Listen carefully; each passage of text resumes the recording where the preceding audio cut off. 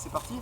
Oui. Te repoudre le nez. Sur cette plante à regreffer, qui a été regreffée, donc on a été sur un seul bois qui a formé tous ces serments. L'idée c'est de former un guyot simple, donc un guyot qui va s'allonger tous les ans vers ici grâce au courson et sur lequel on va plier la baguette dans l'autre sens.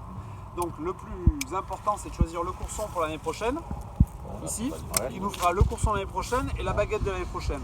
Peu importe si la baguette et le courson soient dans un sens ou dans l'autre, ça va fonctionner. Le flux de sève sera continu ici. Donc je prends celui-là comme courson, celui-ci comme baguette. Après j'ai à choisir une baguette pour faire 1, 2, 3, 4, 5, 6 yeux, 7 yeux. Donc ça veut dire que j'en ai 2 ici. Je vais pouvoir faire une petite baguette de 5 yeux.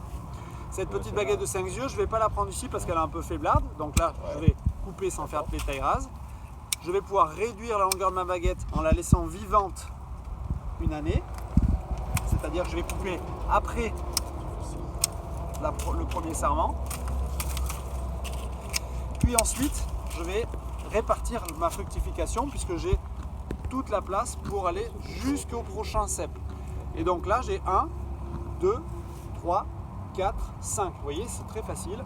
J'ai juste à supprimer les yeux d'un côté et je me retrouve avec 7 yeux sur ma baguette répartis correctement sur le rang. 2 ici pour faire la taille de l'année prochaine, la baguette, le courson ici et la baguette ici.